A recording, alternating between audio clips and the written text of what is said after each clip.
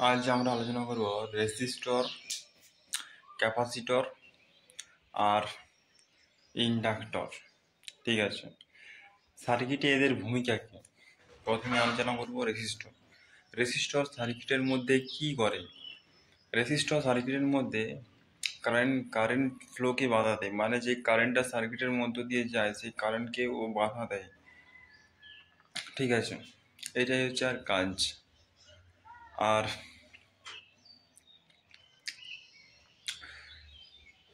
Capacitor, capacitor কি কাজ করে? ক্যাপাসিটর হচ্ছে, নামটা শুনলেই তোমরা বুঝতে পারছো, ক্যাপাসিটর। কোনো জিনিসকে ক্যাপা মানে কোনো জিনিসকে সঞ্চয় করে রাখে। ক্যাপাসিটি বোঝাতে ক্যাপাসিটর ব্যবহার করা হয়। যেমন ক্যাপাসিটি কি, চার্জ সঞ্চয় করে রাখে। এটাকে সহজভাবে ব্যাটারির সাথে তুলনা করা যেতে পারে। ব্যাটারি দীর্ঘ সময়ের জন্য চার্জ ধরে রাখতে পারে, কিন্তু ক্যাপাসিটর অল্প কিছু সময়ের জন্য চার্জকে ধরে রাখতে পারে। ক্যাপাসিটর আমাদের কোথায় কোথায় ব্যবহার হয়? ক্যাপাসিটর বহুত জায়গায় হয়। ক্যাপাসিটর আমাদের ফ্যানে ব্যবহার হয়, তারপরে অনেক জায়গায় ব্যবহার হয়।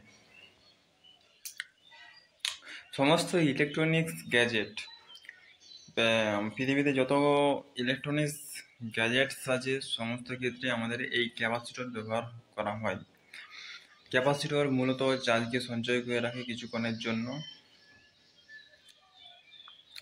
ঠিক আছে, এটাই এর কাজ। তারপর আছে ইন্ডাকটিভ।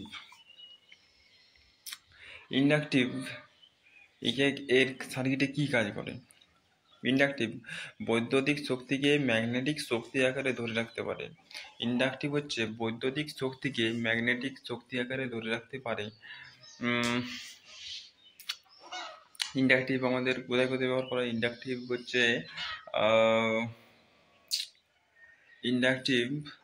হচ্ছে কয়েল, যেগুলো কয়েল সিস্টেম থাকে।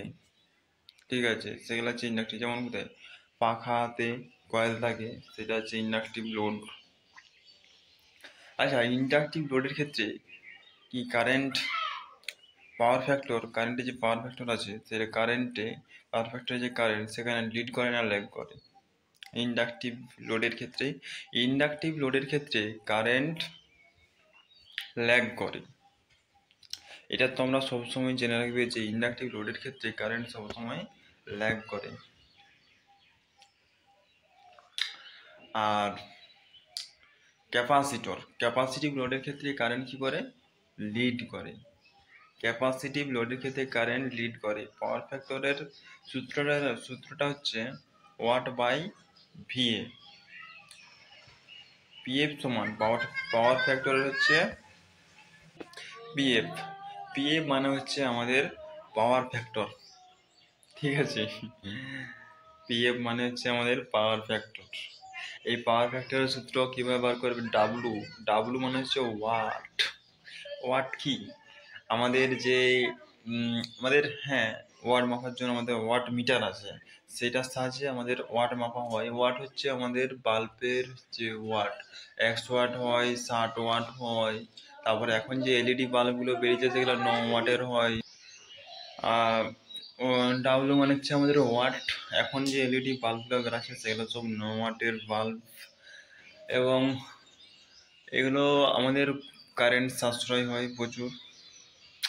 আর ডাব্লু বাই ভি হচ্ছে ভোল্ট। আমাদের সার্কিটের মধ্যে দিয়ে কত ভোল্টেজ কারেন্ট আসছে, বা আমাদের যে ফেজ লাইন আছে, সেই ফেজ লাইনের মধ্যে দিয়ে একটা ফেজে 240 ভোল্ট থাকে। সেই 40 ভোল্ট, ওই ভিটা হচ্ছে ভোল্টেজ, 240 ভোল্ট। আর এটা হচ্ছে অ্যাম্পিয়ার। মানে হচ্ছে সার্কিটের মধ্য দিয়ে কত কারেন্ট ফ্লো হচ্ছে, সেটাই হচ্ছে অ্যাম্পিয়ার। ডাব্লু বাই ভি এটা দিয়ে ভাগ করলে আমাদের পিএফ মানে পাওয়ার ফ্যাক্টর বেরিয়ে যাবে।